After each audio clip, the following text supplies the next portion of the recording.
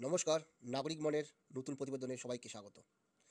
এই প্রতিবেদনটি মূলত একটি সংবাদপত্রের পেপার থেকে নেওয়া হয়েছে। প্রতিবেদনের টাইটেল মিড ডে মিলেই বাঁচেন বাবা। আমরা এই রাজ্যে বা এই দেশে 140 কোটির দেশ, বৃহৎ গণতন্ত্র বিশ্বের, এবং 10 কোটির রাজ্য বাংলায় বসবাস করি, পশ্চিমবাংলায় বসবাস করি।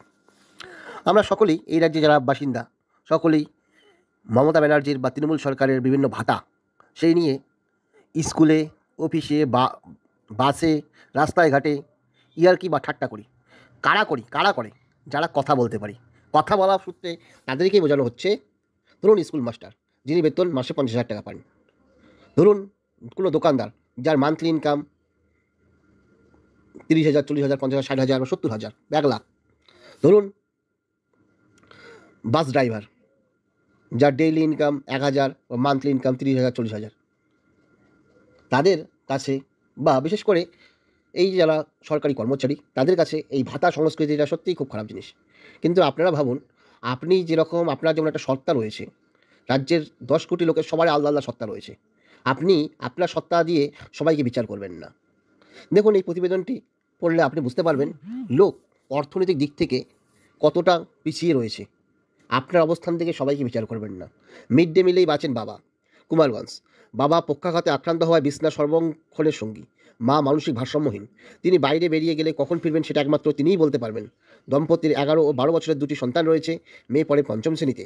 স্কুলে যায়, সঙ্গে থাকে একটি কৌটা। ওই কৌটা করে বাবার জন্য নিয়ে আসে মিড ডে মিল। স্কুল বন্ধ থাকলে সমস্যা, খাবার মিলবে না। প্রতিবেশী কিছু দিলে ভালো, না দিলে কার্যত পেটে কিল মেরে দিন কাটাতে হয়। চরম দুঃখ কষ্টে জর্জরিত অসহায় এই পরিবারের জীবন যন্ত্রণার ছবি চোখে পড়ল কুমারগঞ্জ ব্লকের মোহনা গ্রাম পঞ্চায়েতের গয়েশপুর গ্রামে। এই জীবন যন্ত্রণার কথা 11 বছরের মর্জিনার। দাদা রেজাউল মণ্ডল ওর থেকে 1 বছরের বড়। বাবা 63 বছরের মকসেদুল মণ্ডল পক্ষাঘাতে আক্রান্ত। স্ত্রী রেজোকা বেবি 47 বছর বয়স, মানসিক ভারসাম্যহীন। ওদের ছোট একটি মাটির ঘর। বেশ কিছুদিন আগে সেই ঘর প্রায় ভেঙে যায়। মাথার উপর শতজীর্ণ একটা পলিথিন। বারান্দায় একটি চৌকিতে ঘুমান বাবা ও 2 শিশু। মকসুদুল মণ্ডল একসময় বিভিন্ন হাটে বাজারে ছাতা মেরামত করে সংসার চালাতেন। অসুস্থ হওয়ার পর চলাফেরাই করতে পারেন না। ছেলে রেজাউল স্থানীয় প্রাথমিক বিদ্যালয় থেকে 4র্থ শ্রেণী পাশ করার পর খিদে আর অভাবের জ্বালায় একটি মাদ্রাসায় পড়াশোনা করেন। তাই দুবেলা খাবার জোটে। বোনের সঙ্গে হাই স্কুলে পড়াশোনা করতে ইচ্ছুক। বোন মার্জিনা গোপালগঞ্জ রঘুনাথ উচ্চ বিদ্যালয়ে 5ম শ্রেণীতে পড়ে। যেদিন স্কুল খোলা সেদিন মর্জিনা তার মিড ডে মিলের ভাতে একটা কৌটো করে নিয়ে এসে পক্ষাঘাতে আক্রান্ত বাবাকে নিজের হাতে খাইয়ে দেয়। মকসুদুল বলেন, গ্রামের মেম্বার সহ বহু মানুষকে একটা ঘর করে দেওয়ার জন্য হাতে পায়ে ধরেছি, কিন্তু আজ পর্যন্ত কিছুই পাইনি। গোপালগঞ্জ রঘুনাথ উচ্চ বিদ্যালয়ের প্রধান শিক্ষক ইন্দ্রমোহন পাল, সহকারী প্রধান শিক্ষক সহ প্রায় 10 জন শিক্ষক শিক্ষাকর্মী গয়েশপুরে এসে পরিবারের হাতে সামান্য কিছু চাল, ডাল, তেল, খাবার কিনে দিয়েছেন। ইন্দ্রমোহন পাল প্রতিবেশীদের কথায় এইভাবে কোনো পরিবার বেঁচে থাকতে পারে চোখে না দেখলে বিশ্বাস করা যায় না। প্রশাসনের তরফে এই অসহায় দরিদ্র পরিবারের জন্য দ্রুত সম্ভব কিছু করা দরকার। এই বিষয়ে কুমারগঞ্জের বিডিও শ্রীবাস বিশ্বাসের দৃষ্টি আকর্ষণ করা হলে তিনি বলেন, হতদরিদ্র পরিবারটির জন্য কী করা যায় অবশ্যই ভেবে দেখব। এখন এই প্রতিবেদন থেকে আপনারা ভাবুন, এই যে মকসুদুল মণ্ডল, তিনি কিন্তু একসময় এই রাজ্যে থেকে এই রাজ্যের কর্ম শ্রম দিয়ে নিজের জীবন জীবিকা এবং রাজ্যের ইতিবাচক গঠনমূলক পদক্ষেপ গ্রহণ করেছেন, কিন্তু তিনি চোর করেননি।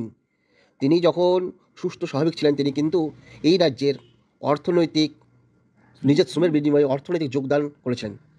এবং সেই প্রেক্ষাপটে একটা গণতান্ত্রিক রাষ্ট্রের প্রধান দায়িত্ব সেই অঞ্চলের, সেই ভূখণ্ডের সব নাগরিককে নিরাপত্তা দেওয়া, সেটা খাদ্য, বস্ত্র, বাসস্থান। সেই প্রেক্ষাপটে আপনারা যারা ভাবেন যে ভাতার দরকার নেই, বৃদ্ধ ভাতা, লক্ষ্মীর ভাণ্ডার এগুলোর দরকার নেই, তারা একবার নিজের অবস্থান থেকে সরিয়ে এসে এই রকম কিছু পরিবারের খোঁজখবর নিন, তাহলে বুঝবেন যে সমাজে কেন ভাতার দরকার আছে। আপনার নিজের সত্তা যেমন আছে, সেই রকম এই রাজ্যের অন্য যে বাসিন্দা মকসুদুল মণ্ডলের মতো লোকেরও আলাদা সত্তা রয়েছে, তাদেরও বেঁচে থাকার অধিকার রয়েছে। কারণ তারাও যখন সুস্থ সবল ছিল, তারাও এই রাজ্যের গঠনের জন্য শ্রম বিনিয়োগ করেছিল।